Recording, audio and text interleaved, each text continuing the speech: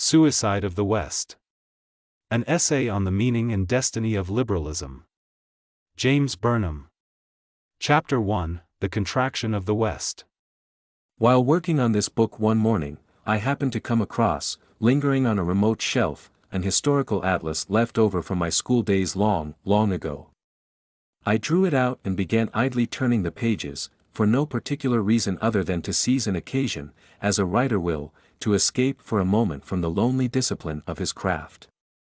We Americans don't go in much for geography, but I suppose nearly everyone has seen some sort of historical atlas somewhere along the educational line.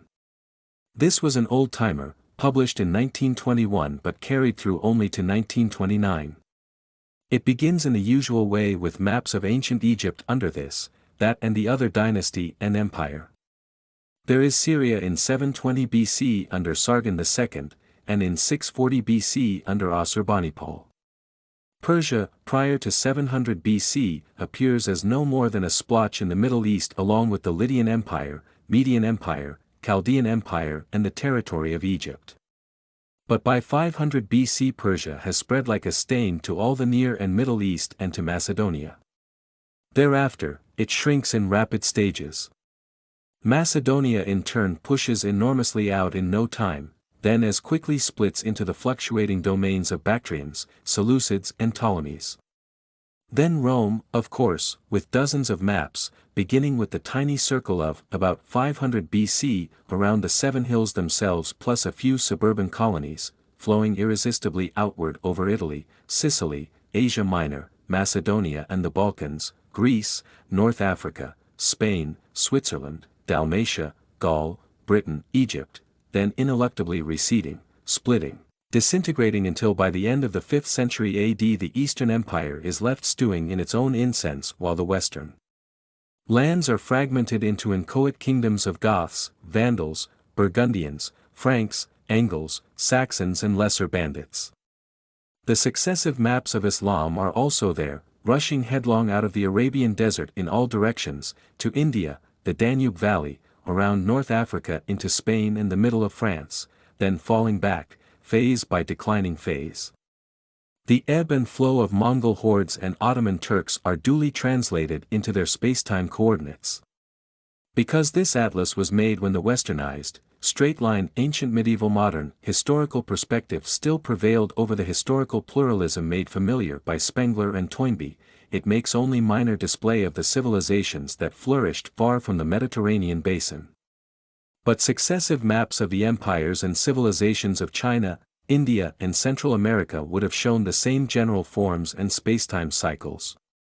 Leafing through an historical atlas of this sort, we see history as if through a multiple polarizing glass that reduces the infinite human variety to a single rigorous dimension, effective political control over acreage. This dimension is unambiguously represented by a single clear color, red, green, yellow, blue, imposed on a particular segment of the outline world. The red on Italy, Gaul, Spain, Egypt means Roman rule, the blue means Parthian rule, the uncolored fringes mean the amorphous anarchy of barbarism. What of our own Western civilization, then, viewed through this unsentimental lens? More than half the pages of this old atlas of mine are used to chart its course. In the 7th and 8th centuries its birth pangs can be seen succeeding hard on Rome's death agonies, until the West is shown plainly alive and breathing in the compact purple that marks the Carolingian Empire about 814 AD. From then on it moves unceasingly outward over the globe from its West European heartland. In the 15th century it bursts from Western Europe and the Mediterranean into Africa, Asia, the Americas, Oceania and all the seas. The last map in my Atlas Western series, a double-size inserted page is needed for it, is entitled, Colonies, Dependencies and Trade Routes, 1914, and there before your eyes you can see at once that in AD 1914 the domain of Western civilization was, or very nearly was, the world. True enough, in many regions the Western dominance was only external, the local societies had not been westernized, or only superficially so, the peoples were subjects rather than citizens of the West. But, still, the West held the power. It held the power in Western Europe itself, original home of the civilization, and in Central Europe, in both Americas, over all Africa, Oceania and much of Asia. Japan was outside the Western domain, though there had been Western intrusions. China, too, was largely outside, though the system of concessions and enclaves had turned many of the most important areas of China into at least semi-dependencies of the West. The case of Russia is harder to classify. Peter the Great, the Napoleonic Wars, the Holy Alliance and the influence of Western ideas and technology had brought her in some measure within the Western concert of nations. But the combination of Byzantine, Asiatic and barbarian strains in her culture had prevented her from becoming organically a part of the West, while her strength and remoteness had fended off Western conquest. With these exceptions, or partial exceptions, plus a few oddities like Afghanistan and Ethiopia, all of which together would have seemed to a galactic observer almost too trivial to note, the planet, water and land, at the start of the First World War belonged to the West. My atlas ended there, but as I closed it that morning and replaced it in its dark corner, my imagination was automatically carrying the series of maps forward over the intervening 5 decades, territories and possessions of the major powers in 1920, at the founding of the League of Nations, Eastern Europe at the conclusion of the Second World War, Asia and Oceania in 1949, after the communist conquest of mainland China, decolonization of Africa in the period 1951-1960x. The trend, the curve, is unmistakable. Over the past 2 generations Western civilization has been in a period of very rapid decline, recession or ebb within the world power structure. I refer here to the geographic or what might be called extensive aspects only.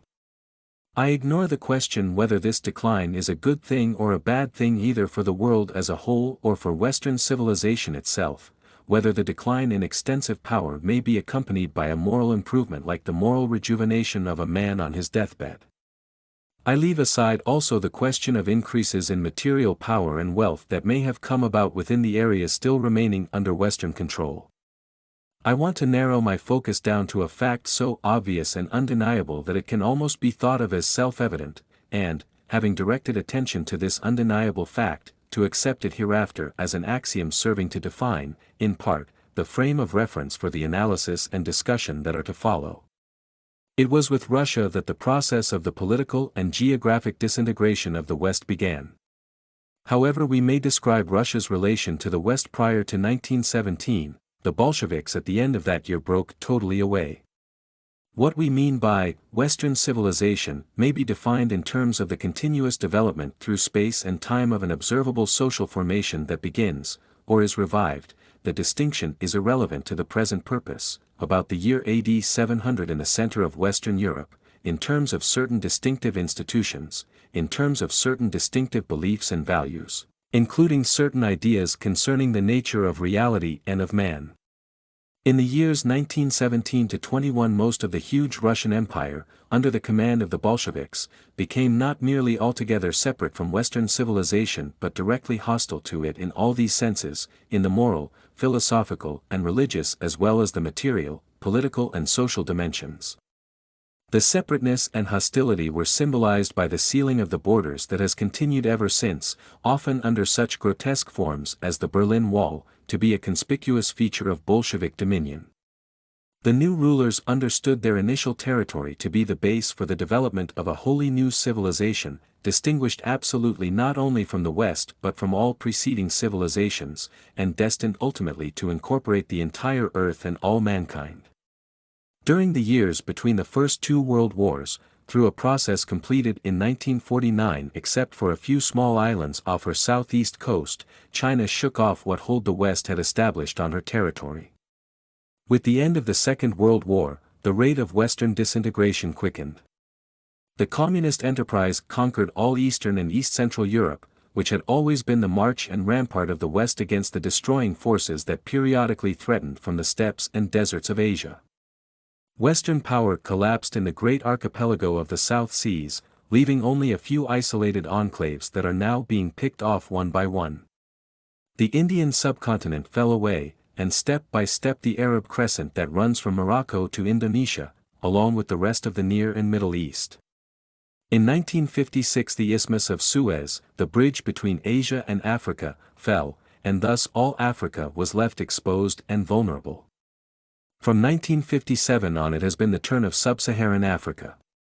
In 1959 communism's anti-Western enterprise achieved its first beachhead within the Americas. It is like a film winding in reverse, with the West thrust backward reel by reel toward the original base from which it started its world expansion.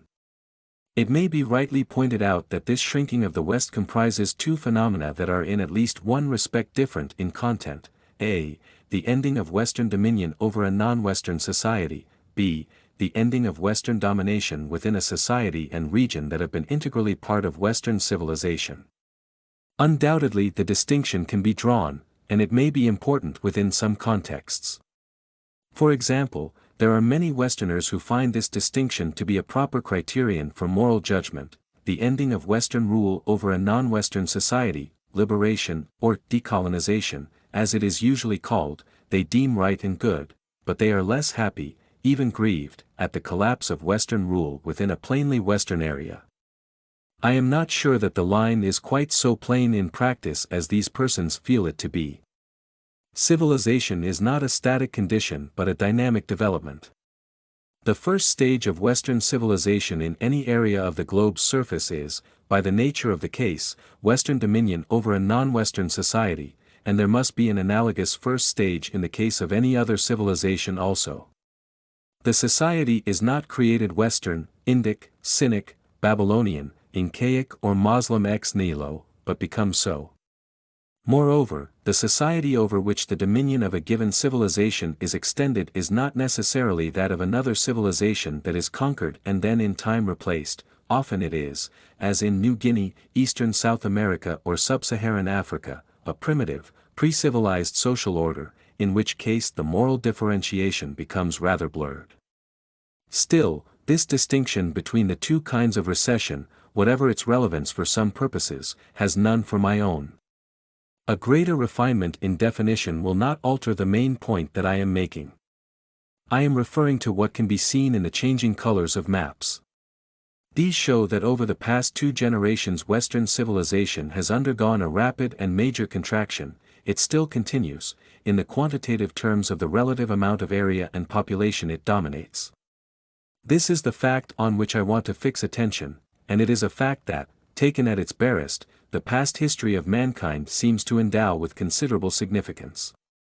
We may once more review, to that point, the successive maps of Rome, which also had its colonies, dependencies and subject nations. Moreover, recession of both types has been taking place, from areas where Western civilization was not only dominant but integral, as well as from others where it was merely dominant. Russia has already been mentioned as a special case, since it was never fully part of the West, though in the 19th and early 20th centuries it acquired enough Westernism to make it a net quantitative loss for the West when the Bolshevik triumph took Russia altogether out of Western civilization. But most of those regions of Eastern and East Central Europe acquired by the communist enterprise at the end of the Second World War, the Baltic nations, Poland, Hungary, East Germany, Bohemia, had undoubtedly been an integral, and very important, part of the West.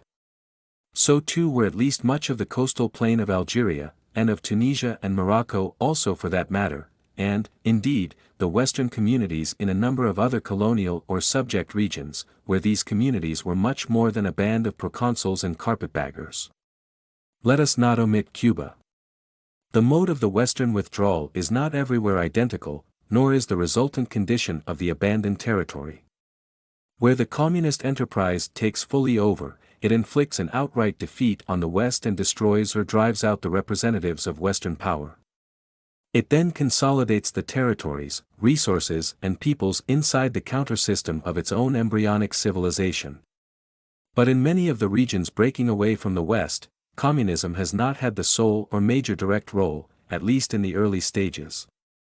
In some of these, too, the West has been defeated in outright military struggle. In most, perhaps indeed in all, military battles have been a secondary factor. In some of these regions, the withdrawal of the West is still not total, in parts of the vanished British Empire, for example, and even more notably in what was France's sub-Saharan Empire. It is still conceivable that such regions are not altogether lost to the West. Though the political interrelationship has now sharply changed, their internal development may, conceivably, be such as to make them part of the West in a deeper sense than in their colonial past. However, that would alter only details and fragments of the moving picture. As in every great historical turn, the symbols are there to be seen by all who are willing to look, the Europeans fleeing by the hundreds of thousands from Morocco, Tunisia, Algeria, the British Viceroy's palace in Delhi taken over by a Brahmin mass leader posing as a parliamentarian, the crescent replacing the cross over the cathedrals of Algiers and Constantine, the mass rape of European women in Central Africa, the elaborate killing of European men, the mass feasts on dismembered bodies of European seminarists and airmen, the ostentatious reversion of non-Western leaders, in public, to non-Western clothes, the Western warships abandoning Dakar, Bombay, Suez, Trincomalee, the many conferences and palavers from which the representatives of the West but not the communists are excluded, the deliberate public insolence to soldiers, diplomats and wandering citizens of the West.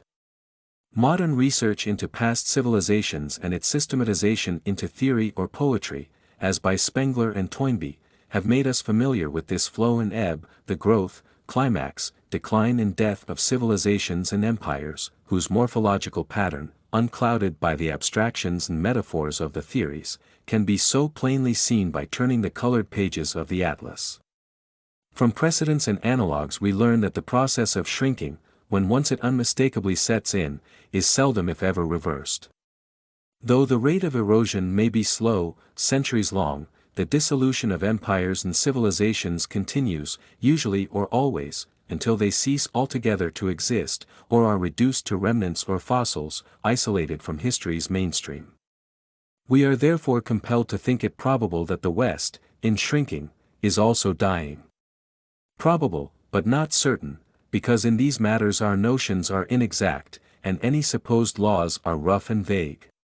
Even from the standpoint of perfect knowledge the outcome might be less than certain, for it may be dependent, or partly dependent, on what we do about it, or fail to do. I have, perhaps, been putting too heavy a burden of adornment on the modest premise which it is the business of this chapter to lay down. The premise is itself so very simple and makes such a minimum assertion that I would not want it called into question because of possible implications of the elaborating gloss. For the past 2 generations Western civilization has been shrinking, the amount of territory, and the number of persons relative to the world population, that the West rules have much and rapidly declined. That is all the premise says. I would like to state this proposition in language as spare and neutral as possible, so that it cannot smuggle any unexamined cargo. To speak of the decline of the West is dangerous. It calls to mind Spengler, via the English translation of his title, and almost unavoidably suggests a psychological or moral judgment that may be correct but is irrelevant to my purposes. It is not self-evident that in shrinking quantitatively the West is morally deteriorating.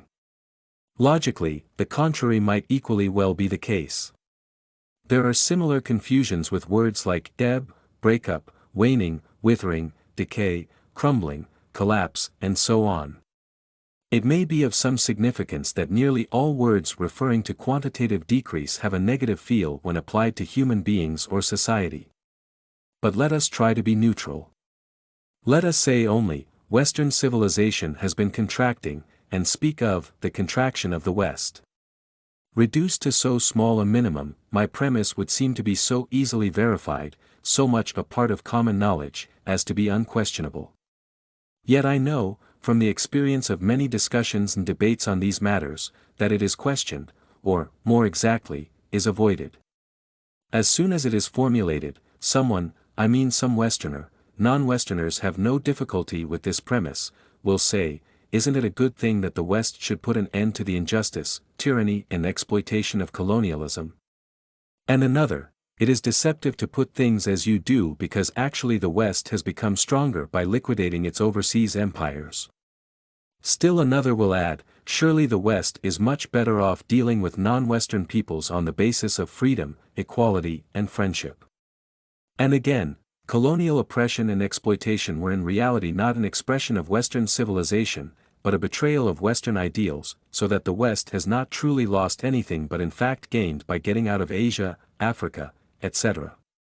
And as for Eastern Europe, communism is just a temporary excess that will soften in good time, to permit Poland, Hungary, and the others, and Russia itself, to take their place within a broadened Western framework. Or in still another variant, that purely quantitative way of putting things misses the important factors. By basing its relations with the rest of the world on concepts of equality, mutual respect, the rule of law, the search for peace, etc., and by dropping the old ideas of Western superiority and rightful domination, Western civilization has in reality improved its standing and increased its global influence in spite of superficial appearances. Maybe so. Later on there will be occasion to examine more closely comments of this sort, the ideas and attitudes that give rise to them, and the functions they fulfill. Whatever their merits, they do not negate the assertion that, in the simple, straightforward Atlas sense, the West has, for 2 generations, been contracting. So much, then, for my structural premise. Why has the West been contracting? This is a question that I shall not try to answer, now or later. I raise it here only to reject 2 answers that are surely false. The contraction of the West cannot be explained by any lack of economic resources or of military and political power. On the brink of its contraction, that is, in the years immediately preceding the First World War, the West controlled an overwhelming percentage of the world's available economic resources, of raw materials, of physical structures, and of the physical means of production, tools, machines, factories. In advanced means of production it had close to a monopoly. And the West's superiority in politico-military power was just as great, perhaps even more absolute. In terms of physical resources and power there just wasn't any challenger in the house. Even today, when the Western Dominion has been cut to less than half of what it was in 1914, Western economic resources, real and available resources, and Western military power are still far superior to those of the non-Western regions. The disparity has lessened, though not nearly so much as masochistic columnists would lead us to think, but it is large enough to define a different order of dimension. In sheer power, the ratio in favor of the West was probably at its height long after the contraction started, in the 7 or 8 years following the Second World War, when the West had a monopoly of nuclear weapons. So it cannot be the case that the West is contracting because of any lack of physical resources and power, there neither was nor has been nor is any such lack.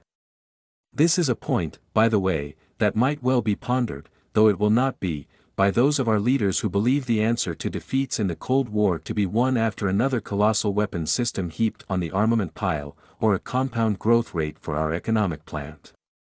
Bolshevism was launched as a practical enterprise in 1903, when Lenin pieced together the Bolshevik faction during the course of the convention of the Russian Social Democratic Party that met first at Brussels, and then, on the suggestion of the Belgian police, adjourned to London.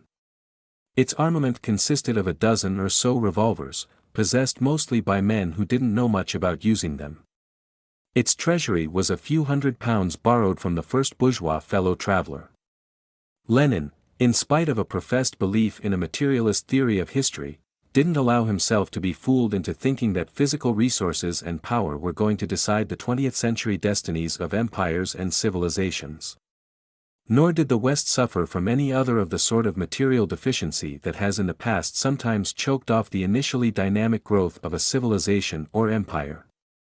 Besides the resources and arms, the West had, at the beginning of the 20th century, a big enough population, a large enough extent of land, an abundance of strategic positions, in fact, every key strategic post on Earth outside the inner Asiatic heartland.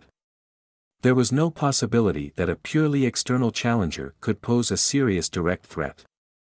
There was no external challenger to be taken seriously, if his assault against Western civilization were mounted solely from the outside. We must therefore conclude that the primary causes of the contraction of the West, not the sole causes, but the sufficient and determining causes, have been internal and non-quantitative, involving either structural changes or intellectual, moral and spiritual factors. In one way or another the process involves what we rather loosely call, by a kind of metaphor, the will to survive. The community of Western nations has possessed the material means to maintain and even to extend still further its overwhelming predominance, and to beat off any challenger. It has not made use of those means, while its position, instead of being maintained or extended, has drastically shrunk. The will to make use of the means at hand has evidently been lacking. Under these circumstances we shall not be straining our metaphor too much by speaking of the West's contraction as suicide, or rather, since the process is not yet completed and the West still some distance short of nothingness, as potential suicide or suicidal tendency.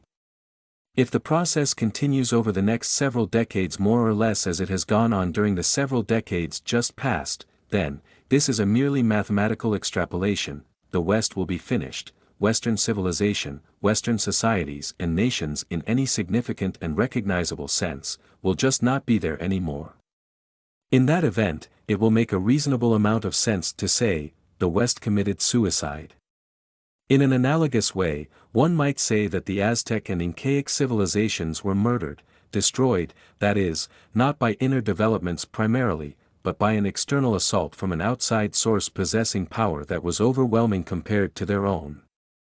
It may be added that suicide is probably more frequent than murder as the end phase of a civilization. I know, again from direct experience of discussion, argument and conversation, that my use of the word suicide to describe what is happening to the West is even more disturbing to many persons than the use of such words as contraction. Suicide, it is objected, is too emotive a term, too negative and bad. Oddly enough, this objection is often made most hotly by Westerners who hate their own civilization, readily excuse or even praise blows struck against it, and themselves lend a willing hand, frequently enough, to pulling it down. All words carry an emotive and normative load of one sort or another, though we are less likely to notice this when we are in accord with the feelings and evaluation than when these go against our grain. But it is always possible to disregard the non-cognitive meanings, and to confine our attention to the cognitive assertion and its logical properties. My intention in using the word suicide is purely cognitive. It seems to me an appropriate and convenient shorthand symbol for dealing with the set of facts I have just reviewed, the facts showing that, a. Western civilization is contracting rapidly, b. This contraction cannot be accounted for by the material power of any agency external to Western civilization, c. It cannot be accounted for by any Western deficiency in material power or resources, d. It must therefore derive from structural or non-material internal factors. It remains possible to believe that Western civilization, assuming that it disappears, will be conquered, succeeded or replaced by another civilization or civilizations that might be judged superior to it. If so, the suicide of the West might be considered good riddance, or might be looked on as the immolation of the phoenix, or the free sacrifice of the God who dies that man may live. These are indeed ways in which many persons, many Westerners among them, do in fact feel about the present troubles of the West. From such a point of view, a decidedly positive, not negative, emotion and moral estimate attaches to the idea of Western suicide. But however we feel about them, the facts are still there. This book is a set of variations on a single and simple underlying thesis, that what Americans call liberalism is the ideology of Western suicide. I do not mean that liberalism is, or will have been, responsible for the contraction and possible disappearance of Western civilization, that liberalism is the cause of the contraction. The whole problem of historical causation is in any case too complex for simple assertions. I mean, rather, in part, that liberalism has come to be the typical verbal systematization of the process of Western contraction and withdrawal, that liberalism motivates and justifies the contraction, and reconciles us to it.